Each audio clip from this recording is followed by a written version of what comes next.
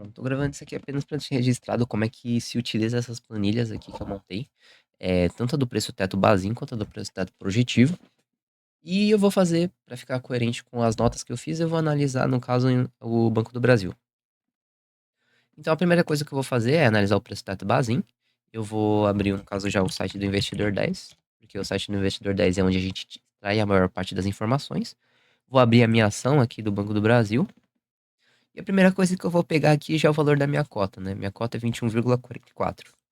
Então, pegando 21,44 de cota aqui, já vou deixar anotado. E agora o próximo passo é calcular o dividendo médio. Lembrando que o teto Bazin, ele sempre olha para o passado, a gente tem que pegar então a análise histórica dos dividendos. Então, eu já vou trocar aqui de dividend yield para dividendos pagos. E aqui eu vou analisar os últimos 3 anos, porque é o parâmetro que eu vou utilizar, são os dos últimos 3 anos. Então, como eu tô no final de 2025, já vale a pena eu pegar o ano de 2025 como entrada de dado.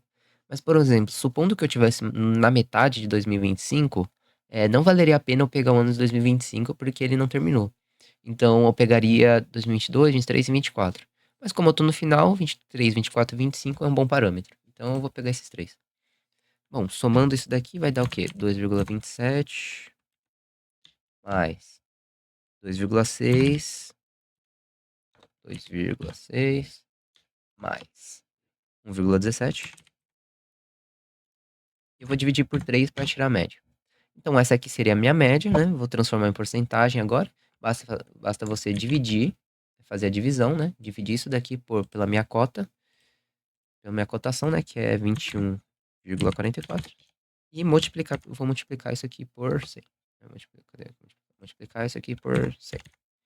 Para transformar em porcentagem. Então, isso daqui dá aproximadamente 9,39%.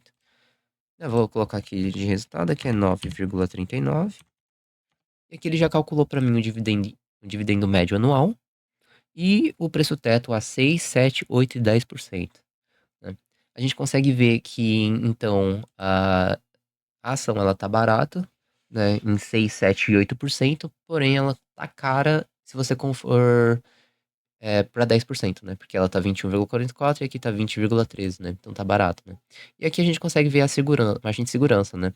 Por exemplo, o preço teto tá 36,10% acima do valor do meu dividendo, da minha cotação atual.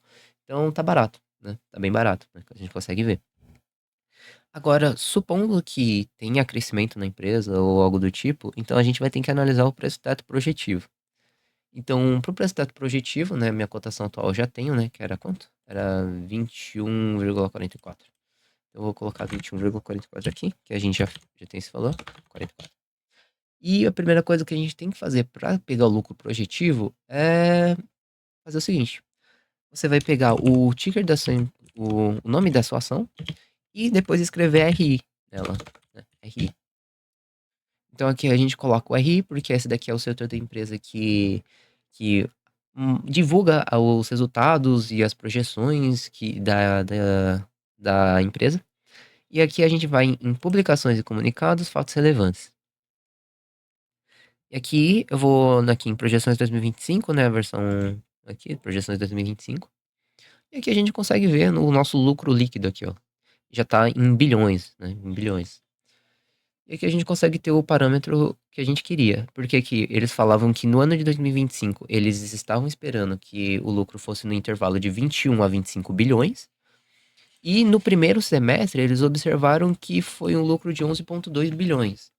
Ou seja, supondo que não haja diferença para o segundo semestre, ou seja, a quantidade que você lucrou no primeiro, ele vai continuar lucrando no segundo, o que é bem plausível, é, ele vai ter ao todo, então, no ano, um lucro de 22,4 bilhões. Isso daqui tá dentro do esperado, né? Dentro do intervalo que eles esperam. Mas, supondo que ele tenha um crescimento de 5%, o que também é bem plausível, né? Já visto que isso é um banco, né? E banco sempre tem um lucro no segundo semestre um pouco maior do que no primeiro. Então vamos supor que ele tem um crescimento de 5%. Tá? Então 5%. Vou colocar, então, 11,2. Vou pegar 5%, né? 5%. 5% de 11,2. Isso daqui dá 0,56 vezes 11,2. Ou seja, no segundo semestre ele teria um lucro de 11,76 bilhões, né, que são 5% a mais do que ele lucrou no primeiro. Somando com o que ele ganhou, ele lucrou no primeiro, então dá um lucro anual de 22,96 bilhões. O que também está dentro do intervalo estipulado. Então, vou copiar esse valor aqui, vou colocar como lucro positivo, como esse valor, né, 22,96, só que ele está em bilhões, né? Então para ficar mais fácil, né, vou colocar vezes 10 elevado a nona, que é um valor bilhão. Perfeito. Agora vamos para pegar o valor do número de papéis e ações, né? Que esse número de papéis e ações ele fica mais para baixo aqui no site, que é na parte de informações sobre a empresa. Aqui, ó. Aqui nós conseguimos ver que o número total de papéis é de 5,73 bilhões. Então vamos lá. Isso aqui é 5,73 vezes 10 elevado a 9. Tá. E agora, por fim, a última informação que a gente precisa pegar é o payout. O payout ele tá mais para cima, né? Aqui, o payout. Payout foi de 60,75%. Então, 60,75%.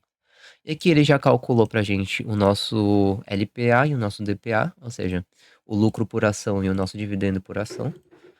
E também já calculou pra gente diretamente o nosso preço teto projetivo, né, para 6, 7, 8 e 10.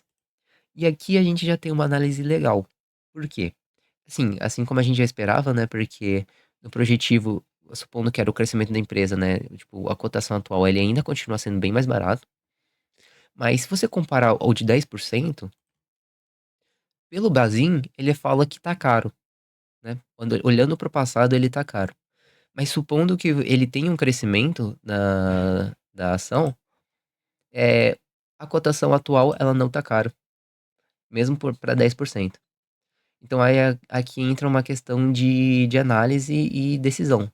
Porque o que faz você ignorar o Bazin e pegar o preço teto projetivo?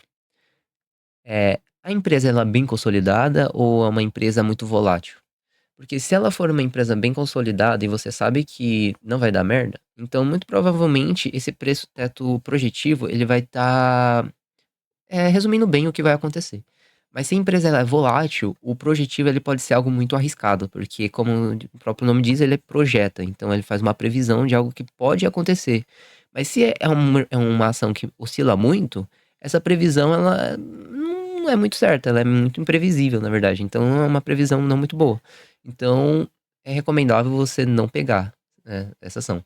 Mas como se trata do Banco do Brasil, que é uma ação que é muito bem consolidada já no mercado, então acredito que valeria muito sim a pena você pegar isso aqui porque ele tá bem barato, né?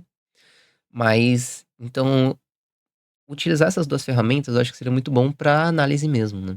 Então você consegue, com o preço teto basinho, você tem meio que a sua base montada, né, de valores que você consegue analisar.